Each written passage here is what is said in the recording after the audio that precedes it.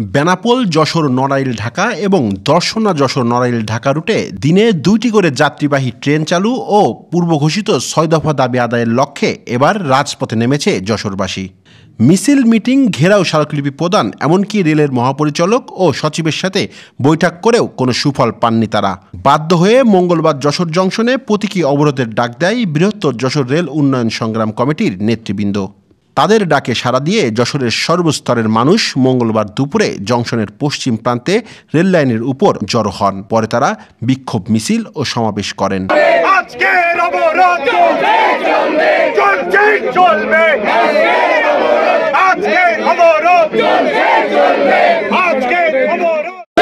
এই পদ্মা সেতু রেল প্রকল্পে আমাদের অনেক আশা স্বপ্ন ছিল।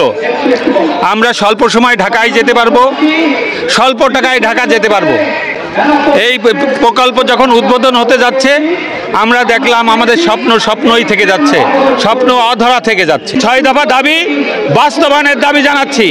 তা যদি না হয় আজকে আমরা অবরোধ করেছি, এরপর আমরা লাগাতার দিনভর অবরোধে যাব, আমরা লাগাতার অবরোধে যাব। আমাদের দাবি আদায় না হওয়া পর্যন্ত আমরা ঘরে ফিরবো না। মঙ্গলবার দুপুর 1টা থেকে 2টা 20 পর্যন্ত চলে এই কর্মসূচি। এটি হচ্ছে যে বেনাপোল এক্সপ্রেস, আমরা জানি যে 3 ঘন্টা থেকে যশোরে লাগবে, বেনাপোল থেকে 4 ঘন্টা লাগবে। তাহলে এই বেনাপোল এক্সপ্রেসকেই ডবল ট্রিপ দেওয়া সম্ভব, নতুন কোচ না বাড়িয়েও, নতুন বগিযুক্ত না করেও এই ডবল ট্রিপ দেওয়া সম্ভব, কিন্তু সেটি দেওয়া হচ্ছে না। একমাত্র কারণে যে রেলের ডিজি সাহেবের পকেট সার্চ করা হোক, দুদকের পক্ষ থেকে অবশ্যই পরিবহন ব্যবসায়ীদের মোটা অঙ্কের বকরা ওখান থেকে বের। আমরা বলেছি যে আমার রেল যেখানে লস করছে, আমার যশোরের মানুষ যেখানে বঞ্চিত হচ্ছে, তাহলে ওই পথে কেন যাবে? অবশ্যই এই ট্রেন এখন থেকে আমরা আটকাবো। এই ট্রেন রাজবাড়ি দিয়ে যাবে না, এই ট্রেন এই নড়াইল হয়ে ঢাকায় যাবে। এই ট্রেন বাস্তবে ব্যবহার করবে না, কেননা এই ট্রেন যেতে সময় লাগবে 8 ঘন্টা। তার অনেক আগেই আমরা বাসের মাধ্যমে ঢাকা যেতে পারবো। সকল ষড়যন্ত্র চক্রান্তের জবাব দিয়ে আমরা প্রতীকী অবরোধ করছি, কিন্তু এই অবরোধ নয়। আমরা যশোরবাসী ঐক্যবদ্ধ, আমরা বৃহত্তর আন্দোলনে যাব। আমাদের দাবি আদায় না হলে পরবর্তীতে আমরা যশোর থেকে প্রয়োজনে সব ট্রেন চলাচল বন্ধ করে দেব, কিন্তু দাবি আদায় না করে আমরা ঘরে ফিরব না। আমরা যে কঠোর কর্মসূচি উঠাইনি এবং একই সাথে শান্তিপূর্ণভাবে আন্দোলন সংগ্রাম করেছি, এটাই কি আমাদের অপরাধ? এজন্যই কি আমরা সুবিধা পাচ্ছি না? অবরোধ, আমাদের এই সংগ্রাম আরো তীব্রতর হবে যতদিন পর্যন্ত আমাদের দাবি মানা না হবে। আমাদের এই দাবি বাস্তবায়ন যাতে হয় এবং এটা তাড়াতাড়ি বাস্তবায়ন করলে এটা আমাদের জন্য যেমন উপকারী এবং আমাদের আর্থিক যে সমস্যাগুলো আছে সেগুলো বাংলাদেশের ইকোনমিক্যাল জায়গাগুলো ব্যবহার করবে। আরেকটা বিষয়, যশোরের মুক্তি দিবস 6 ডিসেম্বর আমরা জানি।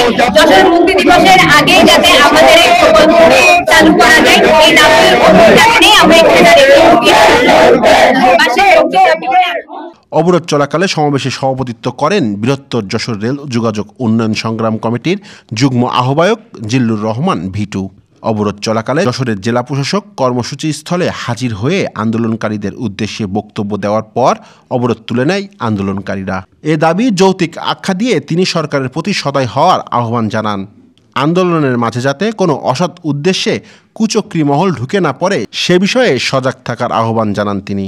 সকালবেলায় আমাদের সদ্য রেল সচিব মহাশয়ের সাথে কথা হয়েছে, তো স্যারের সাথে কথা বলে এবং তাদের যে আজকে দাবিগুলো আছে এগুলো এখানে আমরা আসছি, যেহেতু সরকার তাদের এই দাবিগুলো অবগত আছে এবং সরকার চিন্তা ভাবনা করছে যে কিভাবে এগুলো সমাধান করা যায়। সরকারের পক্ষ থেকে নিশ্চয়ই কোনো পদক্ষেপ আছে, সেখানে সরকার সেই বিষয়ে চিন্তা করবে। আর আজকে যেহেতু যে বেনাপোল থেকে যে ঢাকাগামী ট্রেনটা আছে অবরোধ করা হবে, সেখানে তো অনেক মানুষ রোগী আছেন বা বিভিন্ন যাত্রী আছেন, তাদের জন্য কষ্ট না হয় এই কারণে জেলা প্রশাসনের পক্ষ থেকে, সরকারের পক্ষ থেকে আন্দোলনকারীদেরকে আমরা আজকে অনুরোধ করছি আজকের এই অবরোধ প্রত্যাহার করার জন্য। এর ফলে ঢাকাগামী বেনাপোল এক্সপ্রেস ট্রেনটির যাত্রা প্রায় আধা ঘন্টা বিলম্বিত হয়।